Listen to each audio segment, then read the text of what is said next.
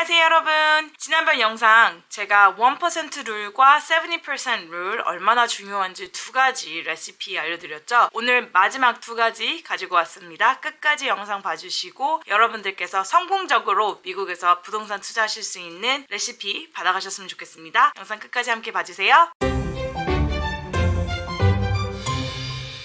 자, 세 번째 룰은 뭐냐면요. DSCR입니다. DSCR은 뭐냐면 Debt Service Coverage Ratio 해서 DSCR이라고 하는데 여러분들께서 미국에서 론을 받으실 때 초이스들이 있습니다. 투자 초반에는 모르셔도 될 수도 있어요. 근데 저는 초반부터 아시는 게 중요하다고 생각을 하기 때문에 DSCR을 가지고 와봤습니다. DSCR은 어떤 거냐면요. 컨벤셔널 론이랑 DSCR 론이 어떻게 다른지부터 좀 설명을 하고 어떻게 개선하는지 제가 알려드릴게요. 컨벤셔널 론은 여러분들께서 다양한 은행에서 추즈를 하실 수 있는 몰게지고 여러분들께서 10개까지 퀄리파이가 가능하십니다. DTI가 다 나온다고 가정하에요. 근데 컨벤셔널 론이 뭐가 좋냐면은 다운페이가 조금 더 낮게 들어가고 인트레스트 레이트도 더 낮게 받으실 수 있다는 게 컨벤셔널 론의 가장 큰 매력이고 가장 큰 장점입니다. 근데 컨벤셔널 론은 퀄리파이 하기가 힘들어요. 왜냐면 DTI 때문인데 이 DTI가 진짜 계속해서 나오죠. 여러분 제 영상마다 나오는 걸 보실 수 있을 거예요. 왜냐하면은 은행에서도 이게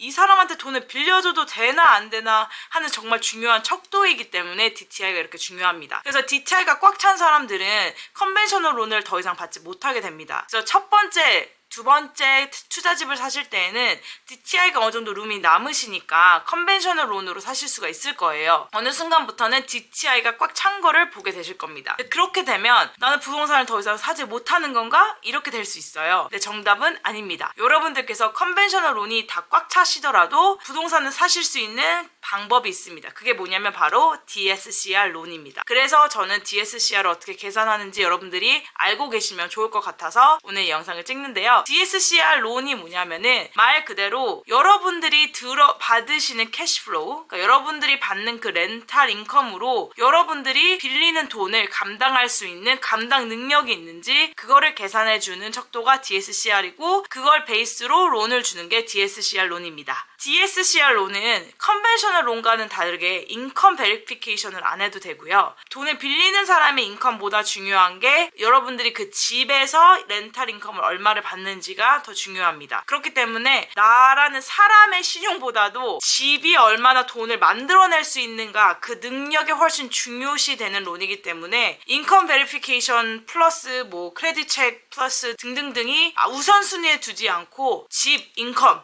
그게 가장 우선순위로 보기 때문에 내가 매물을 잘 찾았다, 캐시플로우가 잘 나오는 집을 찾았다고 하면 DSCR 론이 퀄리파이 할 수 있는 확률은 훨씬 더 올라가겠죠. 그리고 DSCR의 장점이 뭐냐면 클로징이 조금 더 빠를 수 있습니다. 그렇기 때문에 왜냐면 언더라이팅을 할 게 많이 없잖아요. 컨벤셔널 론은 뭐 언더라이팅 하면 진짜 힘들거든요. 근데 DSCR은 그에 반해 조금 더 수월하게 언더라이팅이 됩니다. 그래서 좀 더 클로징이 빠를 수 있다는 게 또 장점이고 하지만 안 좋은 점이 있습니다. 뭐가 안 좋냐면 비싸요.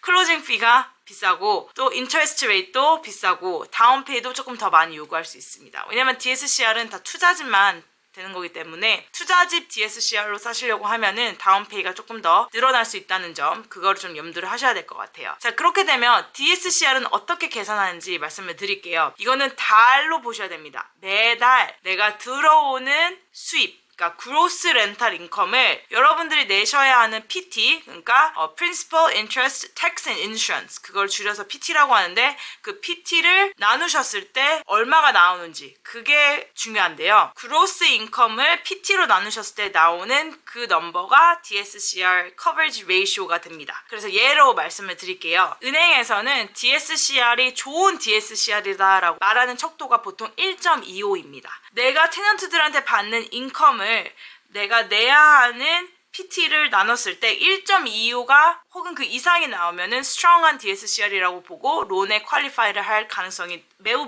높아집니다. 1.25가 안 나오면 안 될 수도 있고 그건 뭐 렌더의 역량에 따라 다르겠지만 보통 rule of thumb은 1.25입니다. 예를 들어서 렌트를 내가 2,000불을 받는데 내가 내야 하는 PT가 1,000불이다 이러면 DSCR이 2가 나오죠. 그렇게 되면은 은행에서도 나는 너에게 론을 줄 수 있어 이렇게 되는 거고 내가 2,000불을 테넌트들한테 받는데 1,500불을 PT로 내야 된다. 그래도 1.33이 나오기 때문에 그것도 DSCR 론을 받을 수 있습니다. 하지만 내가 2,000불을 테넌트한테 받는데 1,800불을 PT로 내야 된다 하면은 1.25가 안 나오기 때문에 DSCR을 퀄리파이 못할 가능성이 너무 높아지겠죠. 이렇게 되면은 내 DTI 때문에 컨벤셔널 론이 안 되는 상황에서 이런 집을 샀을 때는 DSCR 론마저 안 되기 때문에 부동산을 더 이상 스케일 하실 수 없는 상황에 놓이게 됩니다. 그렇기 때문에 가장 좋은 시나리오는 제 생각에는 컨벤셔널 론으로 10개를 사시고 그리고 나서 DSCR로 계속 확장을 해가시는 게 저는 가장 좋은 방법이라고 생각을 합니다. DSCR 론이 이따 됐다는 거는 캐시플로우가 어느 정도 나오는 집이라는 것을 뜻하기 때문에 여러분들께서 제가 말씀드리는 것처럼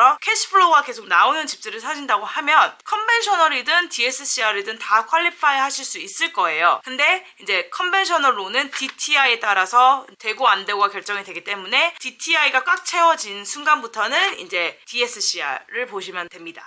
그래서 DTI 룸이 있다, 컨벤셔널, 그리고 DTI 룸이 없다 하시면 DSCR 론으로 보시는 게 훨씬 더 여러분들께서 스케일 하실 수 있는데 좋은 툴이 될 수 있을 것 같습니다. 그래서 DSCR 어떻게 계산하는지 오늘 배우셨으니까 앞으로 매물 보실 때도 DSCR이 어느 정도 나오는지 잘 염두에 두시면 내가 컨벤셔널 론이 안 됐을 경우에 플랜 B가 생기는 거기 때문에 너무 중요한 툴 중에 하나가 될 겁니다. 자, 마지막 투자 레시피는 뭐냐면 캐시 온 캐시. 그 계산법이 너무 중요합니다. COC라고 하는데요. 저한테 있어서 캐시 온 캐시는 되게 중요한 척도 중에 하나입니다. 왜냐면 제가 1달러를 투자를 했을 때 이 돈이 얼마나 열심히 일을 해서 나에게 수익을 가져다 줄 수 있는지 조금 빠르게 계산할 수 있는 방법이라서 그런데요. 캐시 온 캐시가 왜 중요하냐면 여러분들이 1년 안에 벌어들일 그 캐시, 그러니까 넷 캐시플로우를 여러분들이 초반에 투자를 했던 초반 투자금을 나눴을 때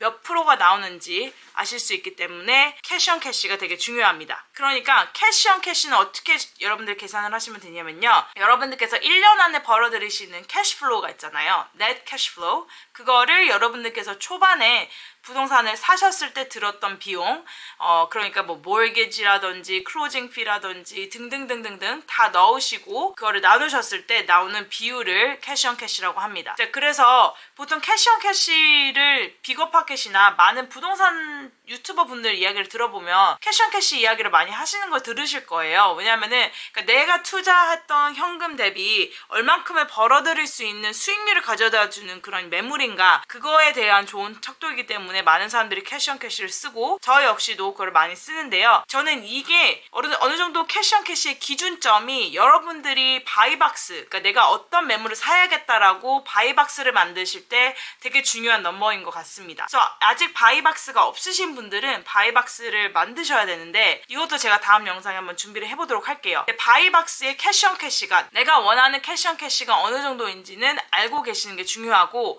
리얼터들한테도 이제 이걸 얘기하셨을 때 얘가 이거를 이해를 하는지 못하는지에 따라서 좋은 리얼터고 안 좋은 리얼터로 좀 나뉘기 때문에 여러분들께서 이걸 좀 알아두시는 건 매물을 보실 때 매물을 사실 때, 매물을 파실 때 다 중요한 넘버입니다. 그래서 캐시 온 캐시가 저는 더블 디짓 이상이면 진짜 좋은 딜이라고 봅니다. 보통 이제 저는 뭐 15%, 13%에서 15% 정도를 정말 좋은 딜이라고 생각을 하는데 하지만 항상 이렇게 좋은 딜이 있는 건 아니잖아요. 요새는 더블디지만 나와도 좋은 딜이라고 생각을 하고 근데 또 이건 사람마다 진짜 바이박스가 달라요. 그래서 이제 여러분들도 어느 정도의 캐시 온 캐시를 원하는지를 좀 생각을 해보시면 되게 좋을 것 같습니다. 그래서 캐시 온 캐시를 어떻게 계산하는지 아까 말씀드렸는데 제가 예를 들어서 말씀을 드릴게요. 저희 빙햄턴 같은 경우에는 진짜 지금 말도 안 되는 캐시 온 캐시 레이트를 갖고 있습니다. 그러니까 저희가 지금 모든 총 다운 페이먼트까지 해가지고 42,000불 정도가 들었는데 지금 매달 나오는 캐시플로우가 2,000불에서 2,500불 사이가 됩니다. 그렇게 돼서 이걸 계산을 해보니까 거의 50%가 넘더라고요. 캐시 온 캐시가. 저희가 되게 안정적으로 이렇게 캐시플로우가 나와주는 빙햄턴 집이 진짜 효자 매물이라고 저희가 생각을 하는 게 빙햄턴은 정말 좋은 테넌트들이 많이 들어가 있고 그리고 캐시 온 캐시도 되게 높기 때문에 저희한테는 진짜 너무 고마운 매물 중에 하나이고 캐시플로우 캐시플로우가 잘 나오는 거 플러스 캐시온 캐시도 50%가 넘어가고 DSCR은 당연히 넘고 저희가 1% 룰도 당연히 넘었습니다. 그러니까 저희가 얘기 드렸던 그 네 가지 모든 걸 충족시키는 게 지금 빙햄턴 집 그리고 오하이오 집. 빙햄턴은 그러니까 벌을 했던 건 아니기 때문에 70% 룰은 안 맞지만 1% 룰과 DSCR 그리고 캐시온 캐시 이제 이 세 가지가 정말 잘 스트롱한 넘버를 가지고 있는 매물이기 때문에 정말 효자 매물이라고 저희가 얘기를 하고 있고요. 오하이오 집은 이 네 가지를 다 가지고 있습니다. 그렇기 때문에 정말 효자 매물입니다. 이것도. 저희는 그런 것 같습니다. 그러니까 집을 살 여력이 되더라도 이 네 가지를 충족을 시키지 못하는 매물이라고 하면은 안 사고 일단 기다립니다. 이게 충족시킬 수 있는 매물이 나왔을 때 저희는 이렇게 들어가는 것 같아요. 그래가지고 저희는 나름의 이 기준을 가지고 지금 매물들을 이제 보고 있고 저도 물론 사고 싶은 매물들이 있죠. 하지만 이 네 가지가 다 충족이 되지 않는다고 하면은 그냥 바로 패스를 해버리고 분명 저는 이런 마켓 상황 가운데에서도 이 네 가지를 충족시킬 수 있는 집이 분명 나올 거라고 믿기 때문에 저희는 계속해서 이제 이 네 가지를 생각하면서 매물들을 보고 있습니다. 그래서 초보 투자자분들한테는 이 네 가지가 너무 중요한 기준일 것 같고 제가 전 영상에 말씀드렸다시피 부동산은 모두를 위한 것이 아니기 때문에 정말 여러분들께서 부동산이 나에게 맞는지 안 맞는지를 알아보시려면 저는 캐시플로우가 나는 집을 일단 사셔서 몇 년 운영을 해보시고 나는 도저히 못할 것 같다 하시면 그때 엑싯을 하셔도 되지만 그때 엑싯 하실 때 캐시플로우가 나는 매물이라면 엑싯하기가 훨씬 편하시기 때문에 여러분들이 부동산을 정말 올인하지 않으시더라도 캐시플로우 나는 집을 첫 투자집으로 꼭 사셔야 한다는 거 제가 영상으로 많이 말씀드렸기 때문에 좀 잘 전달이 되었으면 좋겠습니다. 그래서 저희가 두 영상을 통해서 네 가지 알아봤는데요. 1% 룰, 70% 룰, DSCR, 캐시 온 캐시 이제 네 가지 제가 말씀드렸으니까 여러분들 열심히 공부하시고 매물 보실 때 큰 도움이 됐으면 좋겠습니다. 구독과 좋아요 잊지 말고 해주시고요. 오늘도 좋은 하루 보내세요. 안녕히 계세요.